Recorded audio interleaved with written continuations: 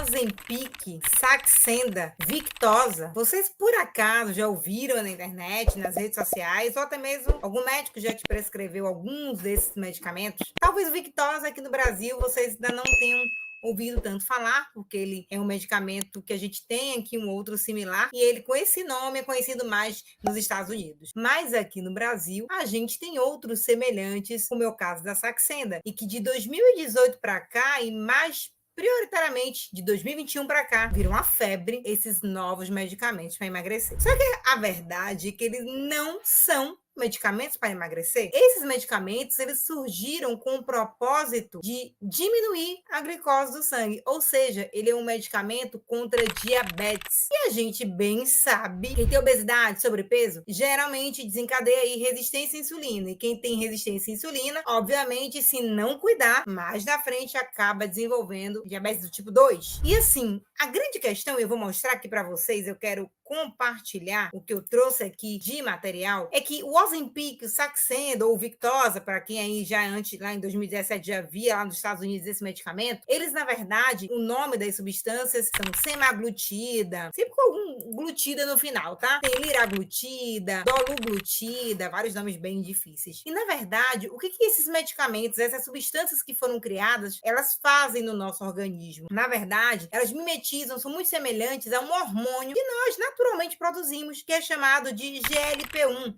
ou também conhecido como peptídeo 1, homólogo ao glucagon. O glucagon é aquele hormônio que o nosso pâncreas secreta quando a gente precisa de açúcar, de energia no sangue, né? Ele faz o efeito contrário aí da insulina. Então, são substâncias similares a esse hormônio natural que nós produzimos em diferentes tecidos. E esses medicamentos, eles vão parecer aí com esse hormônio e vão se ligar nos receptores específicos para esse GLP-1. Então, a gente fala que essas substâncias, né, agonistas do receptor da GLP-1, ou seja, substâncias que vão atuar de forma muito semelhante ao hormônio natural GLP-1 que nós produzimos. E aí a gente fala que é homólogo, que é semelhante e que é secretado aí por 3 tecidos diferentes, até no nosso sistema nervoso central. A gente naturalmente secreta o GLP-1, mas prioritariamente as células do intestino e também, obviamente, do pâncreas. Então, é um medicamento que ele surgiu para regular o metabolismo dos carboidratos. É um medicamento que visa reduzir a glicemia sanguínea. E a gente sabe que, óbvio, esse mecanismo homeostático é super importante, porque uma vez que a gente faz um quadro de hiperglicemia e não cuida, ao longo do tempo, a médio e longo prazo, a gente pode, de fato, desencadear a diabetes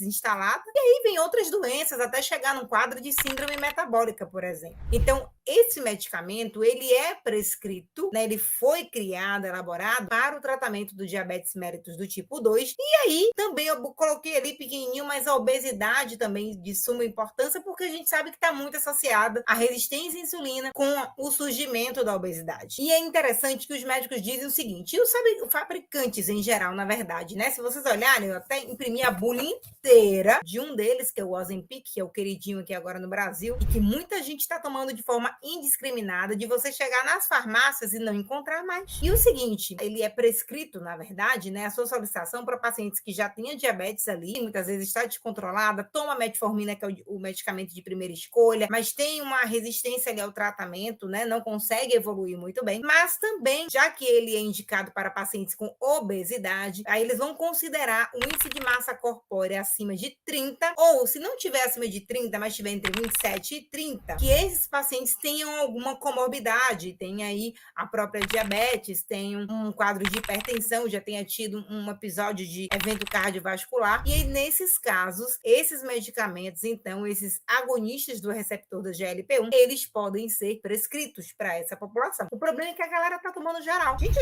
jovem, magra, sem sobrepeso. Ah, quero perder 2 quilinhos. Ah, Milena, só uns 3 quilos aqui que estão um pouquinho naquela pochete ali na barriga. E aí você compra um medicamento de altíssimo custo, no mínimo R$ 600, chegando até R$ 900. E um medicamento que você vai tomando ao longo de 4, 5 semanas, de fato, mas que você depois não pode parar, porque ele é feito para quem tem diabetes. E a diabetes, ela não tem cura. Você vai ter que tomar um medicamento pro resto da vida. E é um medicamento injetável, tá? Você ele tendo que se aplicar durante toda a vida ali. Ok, para reduzir a diabetes, tem melhorado e muito o quadro da doença. Mas imagine você que quer perder 3 quilinhos, que quer perder aquela pochetinha, que quer perder aquela gordurinha do braço e vai ficar tomando, então, essas injeções aí ao longo de 5 semanas, gastando por caixa R$ 900? Bom, há quem possa pagar, mas eu garanto que uma boa parte da população brasileira não pode e ainda assim paga pela vaidade, pela ditadura da beleza. A gente tem assistido inúmeros casos de responsabilidade, tanto na prescrição, quanto, infelizmente, também no paciente, que às vezes não vê que não há uma necessidade real de utilizar tantos e tantos medicamentos para esse fim, que é o do emagrecimento. O emagrecimento ele deve ser feito de forma controlada e acompanhada, e eu sei aí que a gente viu que a cantora estava acompanhada, mas que esse acompanhamento ele seja real para aquele paciente. Quais são as comorbidades que ele tem? Quais são as queixas que ele tem? Ele pode fazer uso desse medicamento? Como é que estão os exames laboratoriais desse paciente? Isso tudo precisa ser avaliado. Agora, claro, eu não vou aqui pintar o Ozempic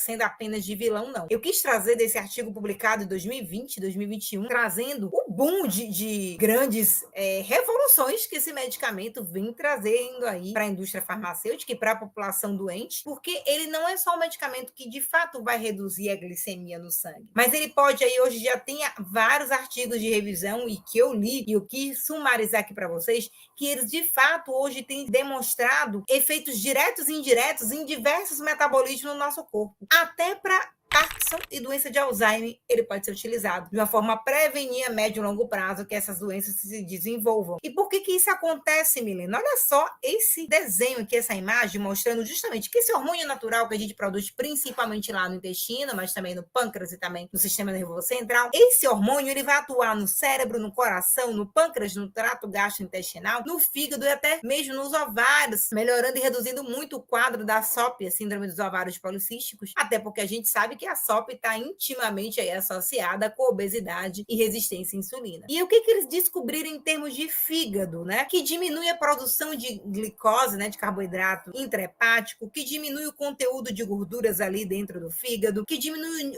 os níveis, na verdade, de enzimas hepáticas também ali circulantes no sangue e diminui o quadro de esteatose hepática não alcoólica. Em relação ao pâncreas, aumenta a síntese de insulina, aumenta a secreção dessa insulina produzida, diminui, consequentemente, os níveis de glicose no sangue, aumenta a proteção das células betas das ilhotas pancreáticas e a sua proliferação também, ou seja, você aumenta a proliferação dessas células, aumentando a capacidade desse pâncreas de produzir mais insulina, consequentemente, reduzindo muito mais aí os níveis de glicose. Aí você também tem ações desse hormônio no próprio trato gastrointestinal, né, onde diminui a sensação de esvaziamento, né, ali do estômago, então você não fica toda hora com fome. É você tomando esse hormônio, você produzindo, ele dá uma sensação de saciedade, ele vai atuar lá em receptores específicos no cérebro, onde vão deixar você mais saciáveis, assim, você comeu um pouquinho, já tá cheio, não precisa ficar comendo mais para dar aquela sensação de que está completamente com seu estômago cheio, vamos assim dizer. Então você fica de boa, saciado com a presença desse hormônio, para que ele diminui também o peristaltismo gastrointestinal. Em relação ao coração, que é onde tem mais evidências, muitos artigos falando sobre isso, da questão da proteção do endotélio vascular, e que a gente sabe que é super importante por conta do estresse oxidativo, das moléculas de lipídios quando sofrem oxidação e que causam inflamação que levam à formação da placa de ateroma. Pois bem, esse medicamento faz o processo inverso. Simplesmente ele protege o endotélio cardiovascular, ele atua com uma ação anti-inflamatória, diminui a injúria isquêmica do miocárdio, diminui também a disfunção endotelial, diminui a quantidade de lipídios no sangue, a gente já viu, e aumenta a secreção do peptídeo natriurético atrial. Então, tudo isso para beneficiar essa saúde vascular, diminuindo a produção de radicais livres, aumentando a produção de óxido nítrico, aumentando vasodilatação, inibindo o estresse oxidativo e a formação da aterosclerose. Então, assim, tem sido mostrado um papel muito bom a médio e longo prazo do uso desses medicamentos para pacientes que têm sérios riscos de desenvolverem doenças cardiovasculares. E no cérebro? Pois bem, aumenta a transmissão sináptica, aumenta a proteção dos nervos, diminui defeitos de aprendizado, aumenta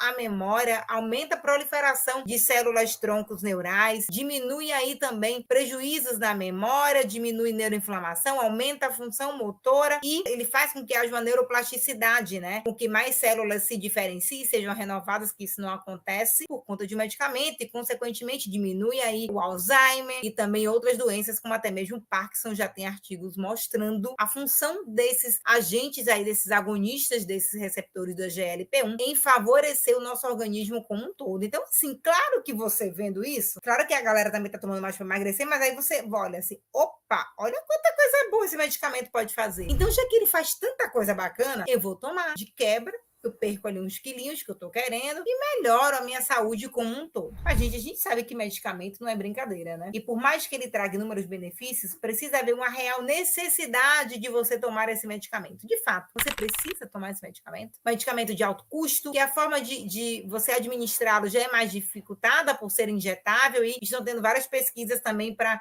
aumentar algumas outras substâncias para que haja a forma farmacêutica aí por via oral. Já existem algumas, mas a maior parte realmente dos mais utilizados é por via injetável subcutânea e que tem que ter todo um critério de cuidado para quem usa já outros medicamentos para diabetes e principalmente para quem usa insulina. Não deve vir substituir a insulina, mas tem que ter muito cuidado para o paciente não fazer um quadro grave aí de hipoglicemia. Agora, já que eu falei tantas coisas boas que dá logo vontade de sair, comprar no cartão e dividir de várias vezes na farmácia um Ozempic da vida, melhorando toda a saúde e ainda perdendo os quilinhos. Qual é o problema que não na verdade, a galera não está te contando sobre esses medicamentos. E aí que é muito importante, porque quando você olha a bula tem várias páginas. Engraçado que logo na primeira página já coloca assim, warning, já assim sobre riscos. Mas a galera passa batido e só quer saber os efeitos benéficos, mas não olha o que um medicamento pode trazer ali de malefícios também. A gente tem que estar muito atento para poder saber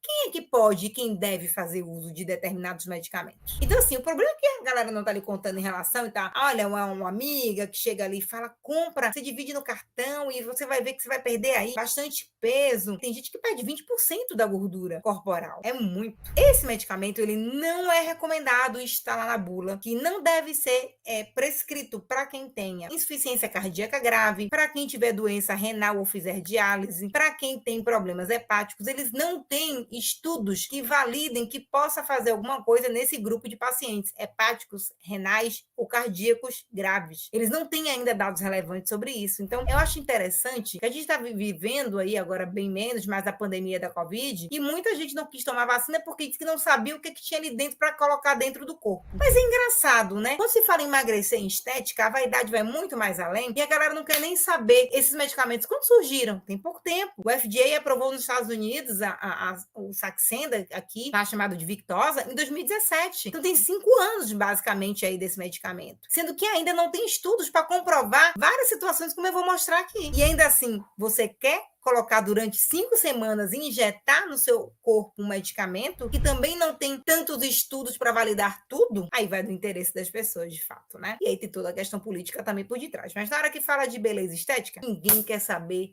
o que está colocando para dentro. Misturam vários componentes, várias substâncias de uma vez só e depois a gente paga um preço muito caro, como a gente acabou de ver aí, uma enfermeira no estado de São Paulo com uma cantora da calcinha preta. Então, assim, é muito complicado e a gente precisa ter essa atenção em olhar a bula e saber, eu posso ou não posso fazer uso. Olha só, se tiver problemas graves no estômago ou no intestino, que resultem em atraso do esvaziamento gástrico, ou se o paciente apresentar uma doença inflamatória intestinal, não é recomendado. Gente, eu tenho doença inflamatória intestinal. Mais que esteja branda, seja uma hipersensibilidade, mas eu tenho. Então, isso tem que chamar atenção, porque hoje mais e mais pessoas estão apresentando doenças inflamatórias intestinais pelos hábitos de consumo da vida moderna, isso é um fato. Se houver suspeita de inflamação do pâncreas, pois foi observado casos de pancreatite aguda. Isso está logo lá na primeira página da bula do Ozempic. Ninguém olha. Bom, se a pessoa perder grande quantidade de peso, existe aí o risco de formação de pedras na vesícula e, portanto, inflamação da vesícula biliar. Quantas pessoas eu não vejo aí, gente, tirando a vesícula por conta de cálculo? Aí você vai tomar um medicamento que, a depender se você perder muito peso, pode formar cálculo, você ainda vai ter que operar para tirar a vesícula. E fora as dores, né, que isso causa também. E a má digestão, a má solubilidade das gorduras. Se tiver doença da tireoide, com nódulos e o aumento da glândula, ou se tiver até mesmo uma história familiar, tá na primeira página do Ozempic, como warning. Ele fala aqui, risco de tumor das células tiroidianas. Como assim, Brasil? Como assim, minha gente? Pois é, tem esse risco sim. Então, será que você que tá aí fazendo uso do Ozempic, do Saxenda, você procurou ver se tem história familiar de doença tiroidiana, ou se, como é que está a sua tireoide? Eu, há pouco tempo, acabei de descobrir um hipertiroidismo subclínico. Agora, imagina